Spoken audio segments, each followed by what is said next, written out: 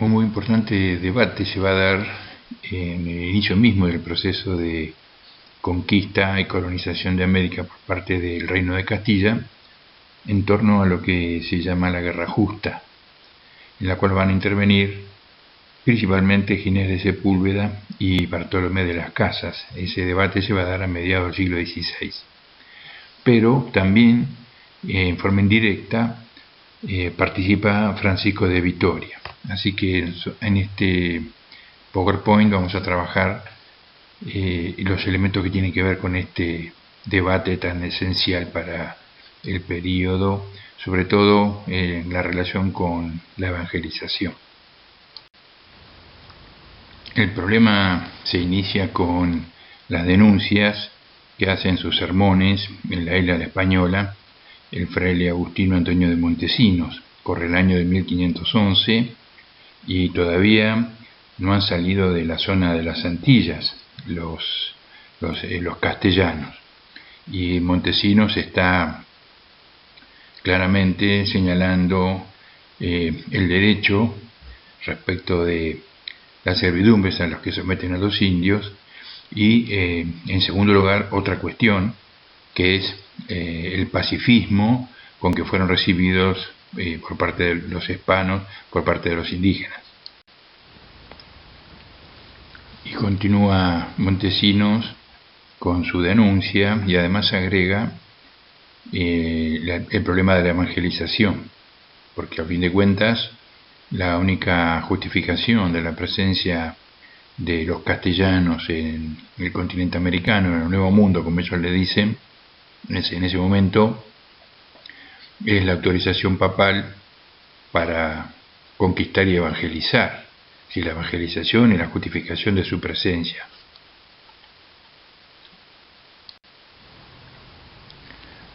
Y cerramos con las interpelaciones de Montesinos, con estas frases bien directas al corazón y a la razón de los castellanos, ¿no? Preguntando por la condición humana de los indígenas americanos.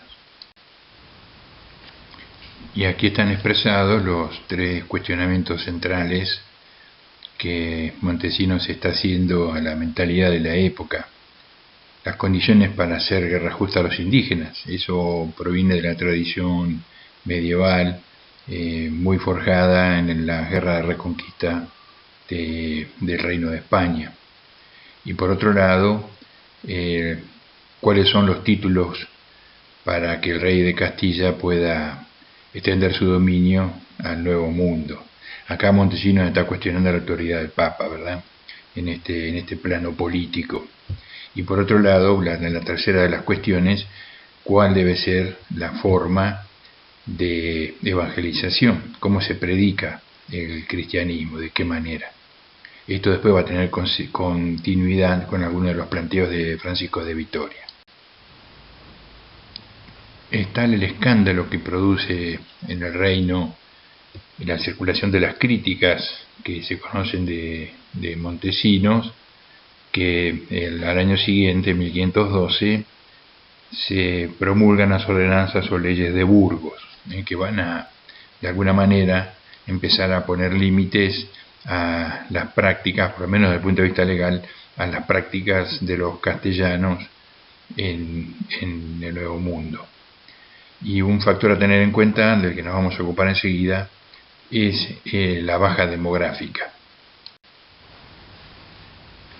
La baja demográfica no tiene por principal causa la guerra y eso que llamamos violencia militar. Por supuesto que eso genera mortandad, pero no es la principal causa porque las guerras son más bien acotadas en el tiempo. Las causas principales tienen que ver con otros factores. Uno primero que vamos a considerar es el régimen laboral al cual son sometidas las poblaciones indígenas, un régimen laboral que es desconocido para ellos por la intensidad, por el tipo de trabajo, por la cantidad de horas en las cuales se ven obligados a trabajar. Por ejemplo, en la búsqueda de oro. Los españoles, una vez que han agotado la posibilidad de obtener oro a través del pillaje directo, el saqueo. Entonces obligan a los indígenas en la zona antillana a que pasen sedazos por las aguas que bajan de los ríos porque vienen con oro, traen pepitas de oro. Y entonces los ponen a colar en jornadas muy extenuantes para conseguir ese oro. Eso obviamente debilita los cuerpos y que se ve multiplicado ese debilitamiento por la menor provisión de alimentos, porque si buena parte de la mano de obra está dedicada a la búsqueda de oro, no está ocupada en sus habituales tareas que tienen que ver con el sustento, siendo que además hay una mayor cantidad de bocas para alimentar producto de la presencia de los españoles. Entonces esa menor posibilidad de alimentación potencia la vulnerabilidad de los cuerpos ante las enfermedades que en América no se conocían. Los indígenas no tienen anticuerpos para las enfermedades que traen los europeos: viruela, sarampión, gripe, sífilis, escarlatina, ¿no?, que llegan en oleadas y que van golpeando sucesivamente. Los mexicas sufrieron el impacto de la viruela con las tropas, la hueste de Hernán Cortés, y lo mismo los incas, que sufrieron una epidemia de viruela 5 años antes de que Pizarro y su hueste entrara al imperio incaico. El otro factor que también tenemos que considerar no tiene que ver con los cuerpos, sino con la cultura, con las cosmovisiones.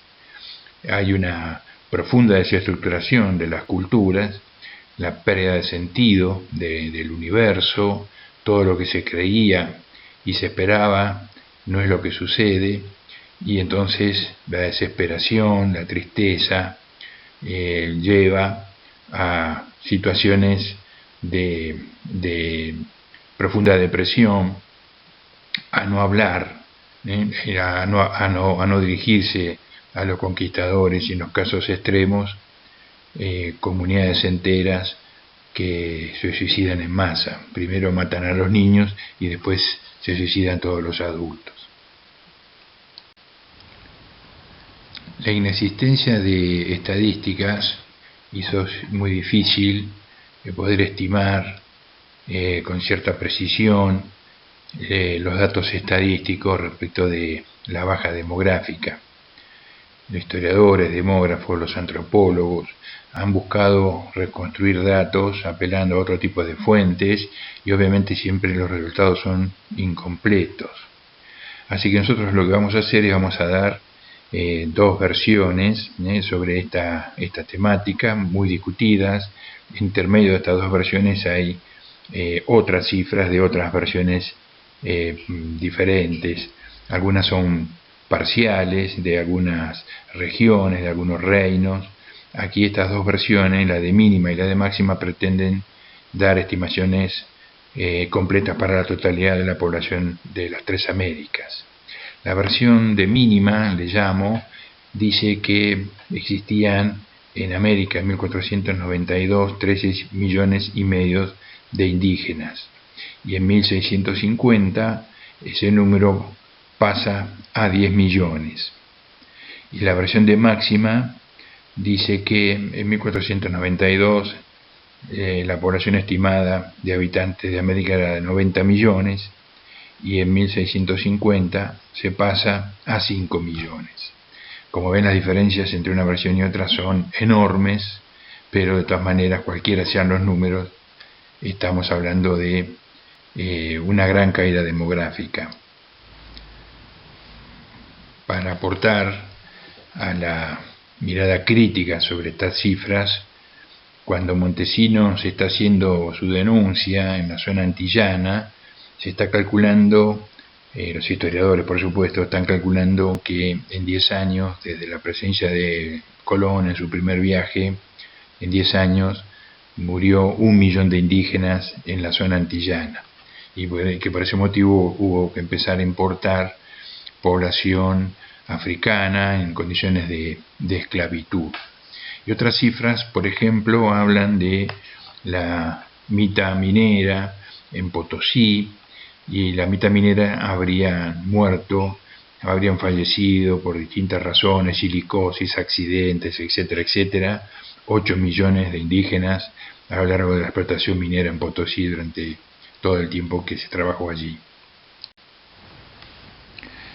Otro aspecto que hay que tener en cuenta, además de la tremenda y dramática problemática humanitaria que está involucrada en esta temática, es el problema de la disponibilidad de la mano de obra. La caída demográfica pone en crisis la mano de obra para los obrajes, las minas, las haciendas, porque esa mano de obra es indígena. Y entonces las leyes que vamos a considerar ahora tienen que ver también con esta cuestión. A partir de las leyes de Burgos se va a establecer un reglamento para la concesión de las encomiendas. Ahora vamos a ver qué es eso de la encomienda. Y además se le encarga a un jurista, Juan López de Palacios Rubio, la redacción de una pieza legal que conocemos como el requerimiento de 1513, que pretende establecer las condiciones en las cuales era lícito llevar adelante lo que llamaban la guerra justa. Es importante esto, ustedes tienen este documento, el requerimiento, para su lectura y análisis. Las leyes de Burgos lo que hacen es reglamentar la institución de la encomienda, que era una institución social y económica y también con ciertas características políticas, dado que de alguna forma estaba entregando al control de un español un conjunto de indígenas. Por eso el nombre, ¿verdad?, los encomendaba. Están entregados al cuidado y a la protección de ese español. Se lo hacía a través de una donación o una merced real. La corona sí reconocía los servicios prestados por parte de, generalmente eran hombres de la conquista, que recibían este lote de indígenas a su cuidado.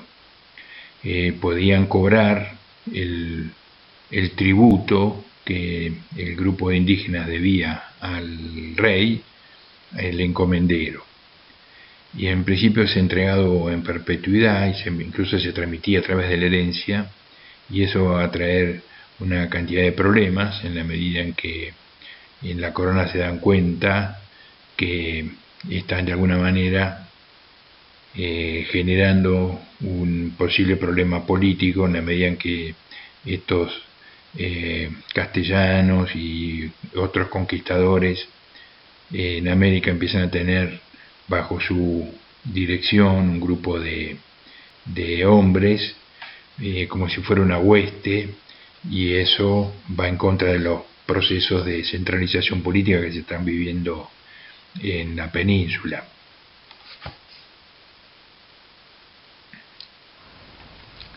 Los indios encomendados eran considerados hombres libres, es decir, vasallos del rey, y por lo tanto debían pagar tributo, y ese tributo era el que podía cobrarse el encomendero, y que lo hacía de diversas maneras, en trabajo, en especie, incluso en dinero. Fíjese cómo nos trae a la memoria la tributación de la primera época del feudalismo. En tanto hombres libres, los indios encomendados eran poseedores de un alma eterna, y que debía ser cuidada, y esa era parte de las obligaciones del encomendero. El encomendero estaba obligado a cuidarlos y a adoctrinarlos en la fe. Debía pagar, si él no era un sacerdote, debía pagar a un cura doctrinero, incluso construir una capilla en el ámbito del pueblo de indios donde sus encomendados vivían, y debía cumplir con esas obligaciones. Finalmente a los indios se les reconocía el derecho de propiedad. Bueno, aquí se completa en esta placa las obligaciones del encomendero. Ya empieza a plantear la corona la existencia de la República de Indios y la República de Españoles. Tienen prohibido los blancos, españoles, pero también los mestizos de todo tipo que van surgiendo, convivir con los indígenas porque son ellos, los mulatos, los zambos, los mestizos, lo que, ese es el pensamiento oficial, los corrompen, digamos. Y entonces los indios deben vivir aislados del resto de las castas y de los blancos. El encomendero no puede residir en el pueblo de indios, pero tiene que ocuparse de la capilla, del cura doctrinero. A cambio podrá cobrar esos tributos que incluyen trabajos. Obviamente esto daba lugar a todo tipo de abusos. El encomendero también tenía que proteger a las mujeres embarazadas y moralizar a su grupo de encomendados, ¿no? Prohibir el alcoholismo, las danzas, la desnudez y evitar la poligamia, ¿no? Que el modelo de matrimonio católico es el que intentan imponer a las poblaciones indígenas. En 1542 la corona dicta las llamadas leyes nuevas con el objeto de limitar los abusos por parte de los encomenderos. Entre esas limitaciones estaba la caducidad de la perpetuidad en el otorgamiento de las encomiendas. Y esto provoca el levantamiento de encomenderos en varias partes de América. El más conocido es el caso de el líder del levantamiento en Lima, Gonzalo Pizarro, que era hijo de Francisco Pizarro, y que termina, con el asesinato del virrey y después a través de una serie de alternativas militares y políticas, finalmente también la muerte, el ajusticiamiento de Gonzalo Pizarro.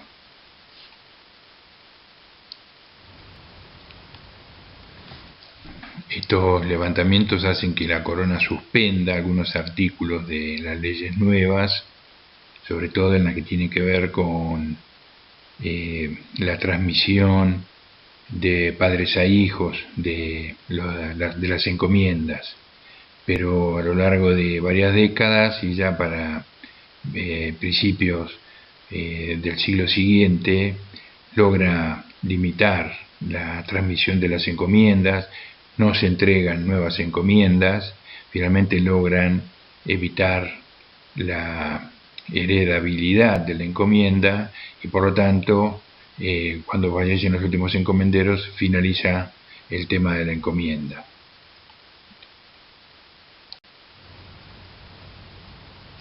Bueno, recordarán que decíamos que como parte de las críticas de Montesinos, las leyes de Burgos encargan la redacción de una pieza jurídica que debería justificar los casos en los cuales la guerra y por lo tanto la esclavitud era justa. Esa pieza era llamada, conocida como el requerimiento, redactada en 1513 por el jurista Palacio Rubio, y no es más que una adaptación de unas piezas similares que se usaban en la guerra de reconquista entre los castellanos y los reinos moros en la península ibérica. El requerimiento presenta una serie de problemáticas para la comprensión por parte de los indígenas. En principio el idioma, porque supuestamente debía ser leído en el primer contacto de un grupo de hispanos con alguna población indígena, por lo tanto había ahí una valla idiomática. Por otro lado, los conceptos jurídicos que eran absolutamente desconocidos, porque además eran comunidades que se basaban en otro tipo de criterios para la legitimidad del poder, de la autoridad, incluso de lo que llamamos la propiedad. Se sostenía en el pensamiento teocrático, ¿no?, que consideraba al Papa como el Señor universal del mundo y con una autoridad no solo espiritual sino también temporal, y a partir de ahí el Papa traspasaba esa autoridad que provenía de Dios a los reyes de Castilla y Aragón y los monarcas la transmitían a los conquistadores y ellos las ejercían, esas autoridades, en nombre de todos los precedentes. El requerimiento buscaba en su estructura lograr la aceptación del sometimiento a los conquistadores por parte de las poblaciones indígenas y que debían hacerlo de buen grado. Y entonces había una serie de promesas que respetaban su condición y su libertad, y en todo caso de no aceptarse esa oferta, esa propuesta de sometimiento, o si se sospechaba que hubiera algún tipo de demora intencional que pudiera dar lugar a algún tipo de defensa, entonces los castellanos estaban en condiciones de imponer por la fuerza su voluntad, su autoridad. Es decir, de hacer la guerra justa, y que se lo consideraba así porque estos indígenas demostraban su barbarie al no someterse por sus idolatrías y los sacrificios humanos y otros pecados, como por ejemplo el de antropofagia. Lo que el requerimiento pretendía hacer era cubrir con una capa de juridicidad el accionar de los conquistadores en América y ponerse así a resguardo de las críticas que crecían a partir de los sermones de Montesinos por el reino, pero además también en Europa. Las potencias competidoras de España, Francia, Inglaterra, que tenían otros intereses contradictorios, empezaron a hacer críticas respecto de la política que llevaba adelante la corona. Y entonces llegaban incluso en el final del requerimiento, cuando ustedes lo lean con atención, van a ver que descarga la responsabilidad de la violencia en las víctimas mismas. Lo que el requerimiento pretendía hacer era cubrir con una capa de juridicidad el accionar de los conquistadores en América y ponerse así a resguardo de las críticas que crecían a partir de los sermones de Montesinos por el reino, pero además también en Europa. Las potencias competidoras de España, Francia, Inglaterra, que tenían otros intereses contradictorios, empezaron a hacer críticas respecto de la política que llevaba adelante la corona. Y entonces llegaban incluso en el final del requerimiento, cuando ustedes lo lean con atención, van a ver que descarga la responsabilidad de la violencia en las víctimas mismas. Es interesante observar que hay testimonios de algunas comunidades que comprendían lo que se les estaba diciendo con la lectura del requerimiento, y que lo repudiaban la lógica de lo que se estaba planteando. Por ejemplo, ¿quién es este señor Papa que está entregando lo que no es de él? Refiriéndose a las tierras que poseen las comunidades. Bueno, Las Casas publica su denuncia sobre la situación de los indígenas y los abusos de los encomenderos en su conocida obra Brevísima relación de la destrucción de las Indias. Las Casas había sido encomendero y fue el primer europeo en entrar en una orden religiosa en América. Y a raíz de la denuncia que realiza Las Casas, Carlos V reúne una junta de letrados, otra vez en Valladolid, para establecer la legitimidad de los medios que se emplean para la conquista y la evangelización en América. Y el resultado de esta junta de letrados serán las leyes nuevas. En 1547, un jurista, Juan Ginés de Sepúlveda, publica tratados sobre las justas causas de la guerra contra los indios. Es un texto que defiende la causa de los encomenderos y justifica la violencia para poder evangelizar y reducir a la esclavitud de las comunidades indígenas. Y al año siguiente, las principales universidades del reino, la de Salamanca y Alcalá de Henares, condenan las tesis de Sepúlveda, y como Sepúlveda apela ante el rey, se convoca una nueva junta de letrados también en Valladolid, y luego de esa junta, del debate, la prohibición sobre el libro de Sepúlveda continuó. Para entender los argumentos que se van a plantear en este debate sobre la guerra justa, hay que tener en cuenta que son todos pensadores influenciados por el pensamiento católico y que están tomando fundamentalmente a dos autores, San Agustín y Santo Tomás de Aquino. San Agustín de Hipona había incorporado el pensamiento neoplatónico al pensamiento religioso, y además otros autores como Aristóteles y Cicerón. Tomás de Aquino en el siglo XIII pasa a ser una referencia en teología, en derecho, en filosofía, y el núcleo de su obra consiste en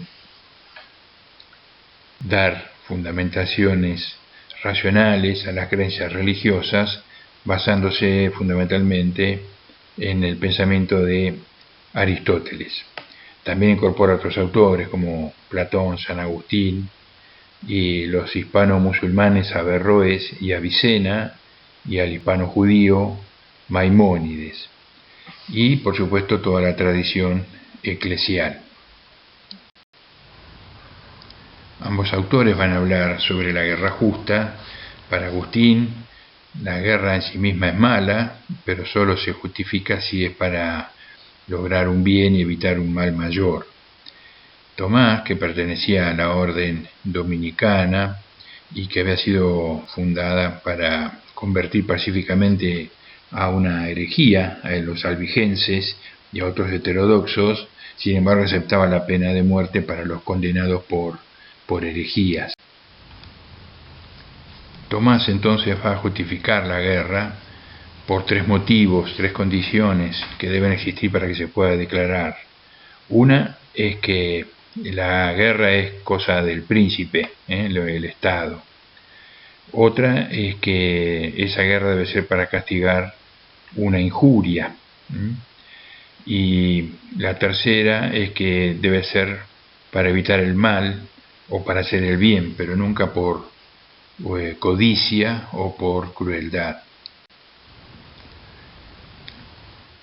En cambio, para Sepúlveda, la inferioridad natural de los indígenas, y eso es una concepción que toma de Aristóteles, la necesidad de extirpar los sacrificios humanos que realizan los aborígenes en América, el deber de salvar a las futuras víctimas de esos sacrificios y la obligación de difundir la religión católica son las cuatro causas que justifican la implementación de la guerra justa.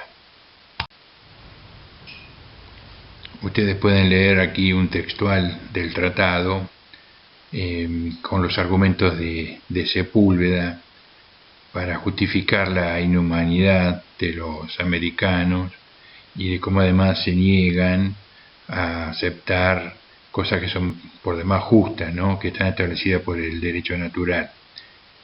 Ahora inmediatamente le vamos a hacer un breve análisis.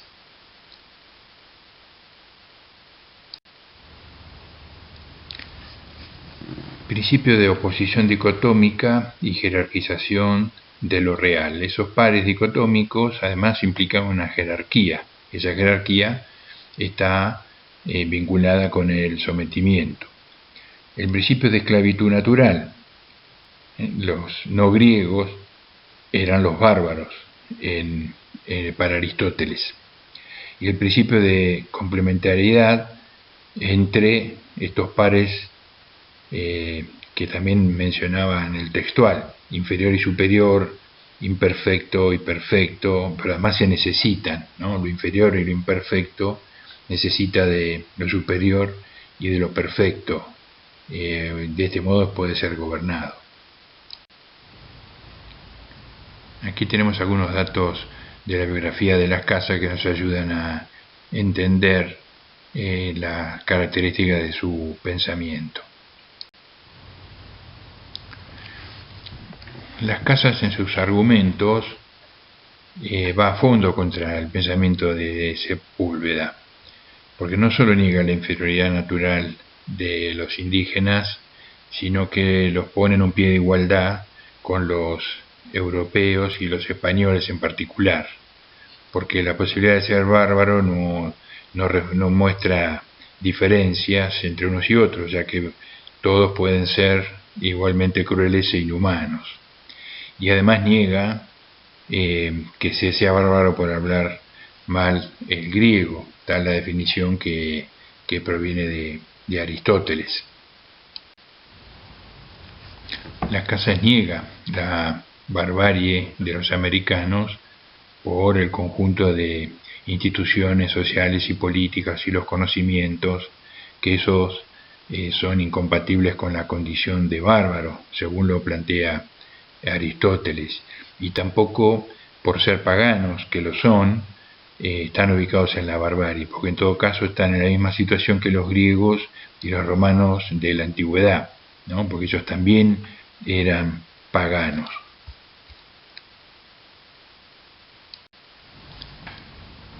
Para Las Casas, el fundamento de la evangelización es el testimonio del evangelizador y el reconocimiento del otro. Y eso es totalmente diferente a los métodos que se venían utilizando.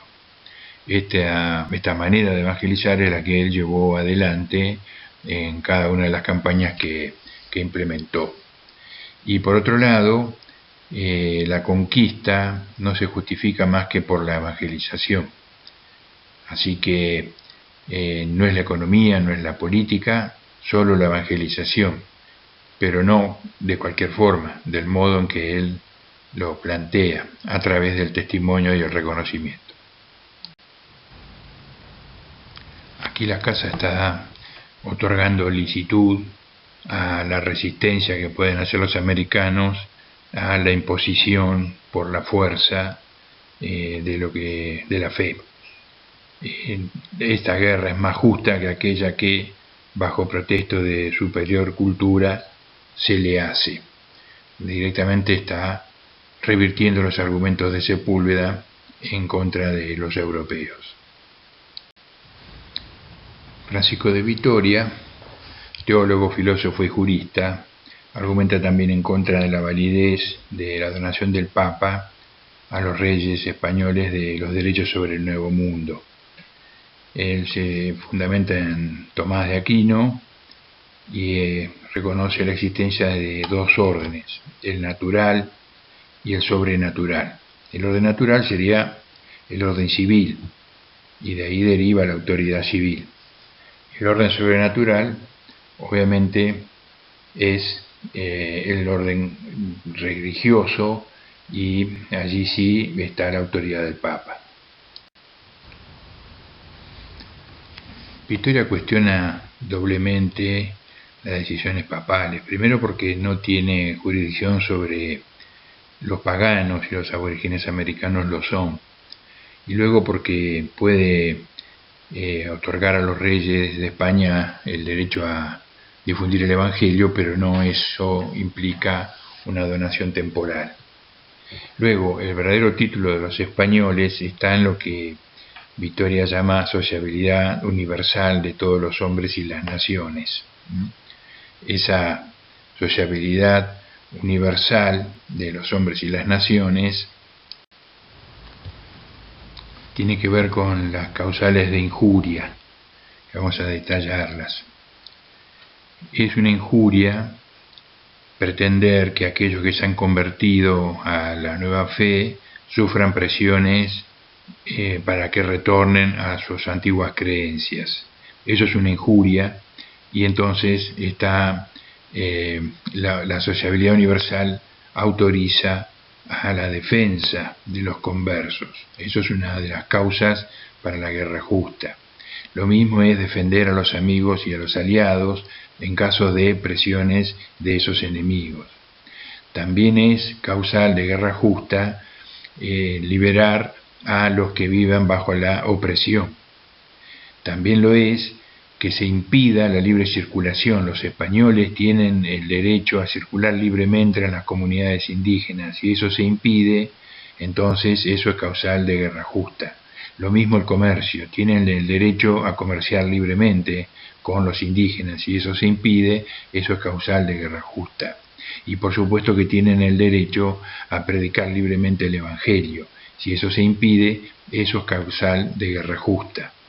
Y entonces esa guerra justifica la cautividad, la servidumbre y hasta el exterminio del enemigo, porque todas esas que enumeré son las causales que él llama de injuria. Pero Victoria niega la supuesta autoridad tanto del Papa como de los reyes para ejercer dominación sobre los americanos por ser estos bárbaros, por negarse a la evangelización, por más que hayan o que cometieran pecados mortales. Victoria sí reconoce la inferioridad de los indios, pero la razón de esa inferioridad es corregible porque se debe a una incorrecta educación.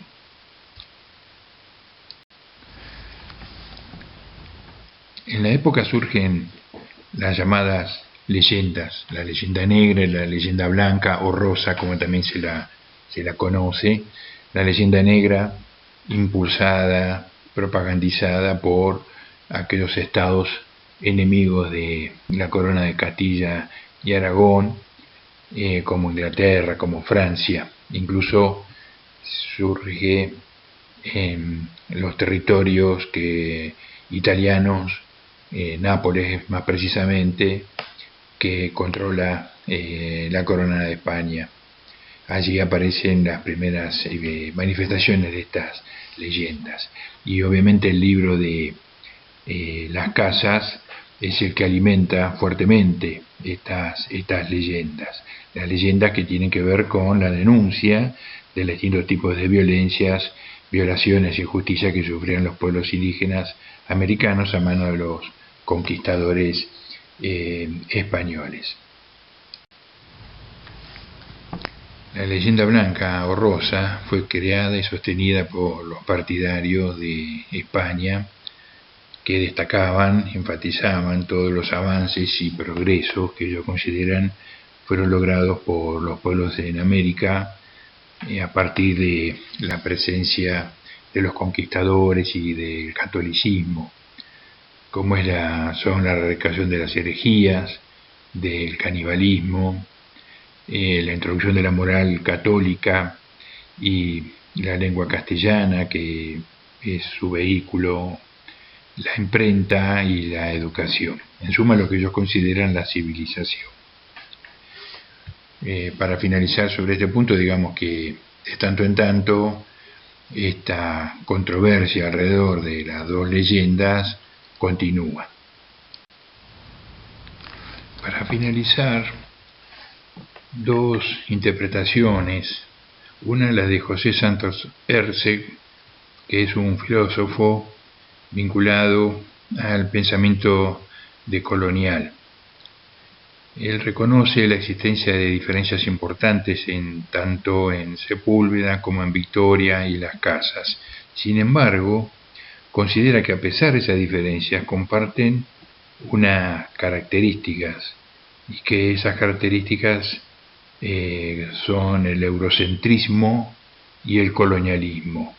Es decir, los tres son eurocéntricos y los tres son colonialistas. Son eurocéntricos porque consideran a los europeos como una cultura, una civilización superior. Están incluidos en la dicotomía civilización y barbarie, o civilización versus barbarie. Y son colonialistas porque en ningún momento ninguno de los tres cuestiona de raíz la presencia europea, el derecho de los europeos a tener esa presencia invasiva en el continente americano. Entonces, los europeos ocupan el lugar de la civilización y los indígenas americanos el lugar de la barbarie. Esto es lo que piensa José Santos Cersek, como decía al principio, se inscribe en el pensamiento decolonial.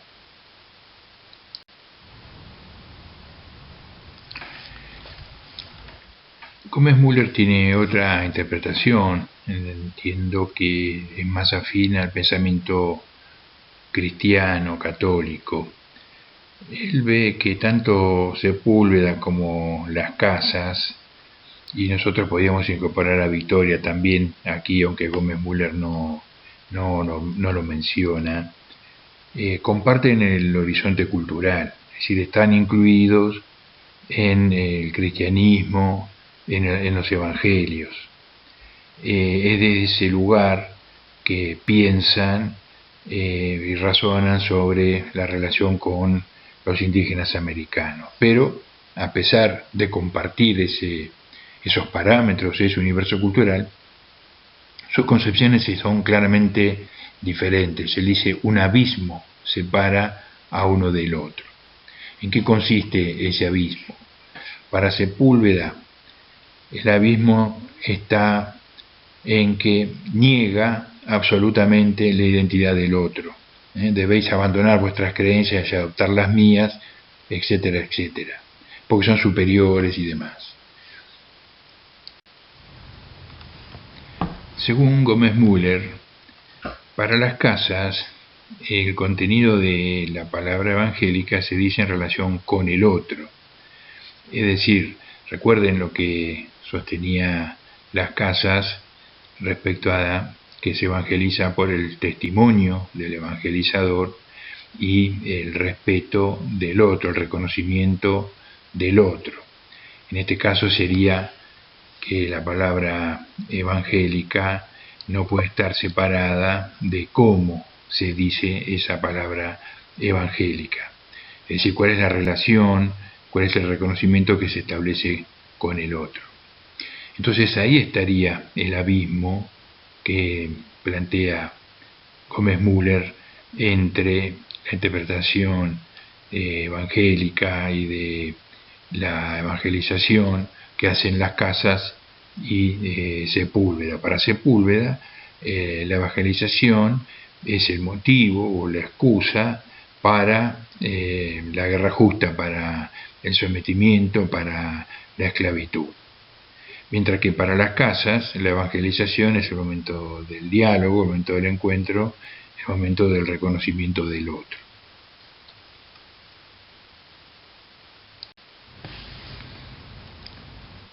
Y esta diferenciación que hace Gómez Müller, y esta caracterización que hace Santos Cersek sobre los tres intelectuales que intervinieron en la polémica, y este contexto en el cual se van dando la baja demográfica, la catástrofe demográfica en América y las leyes con las cuales la corona intenta de alguna manera resolver parte de esa problemática. Todo ese conjunto de elementos están presentes en los modos de implementar las políticas evangelizadoras, retomando algunas cuestiones de Gregorio Weinberg. Él habla de una primera etapa renacentista, basado en la utopía, encontrar el buen salvaje en América, que algunas órdenes religiosas entienden y evangelizan en esa dirección.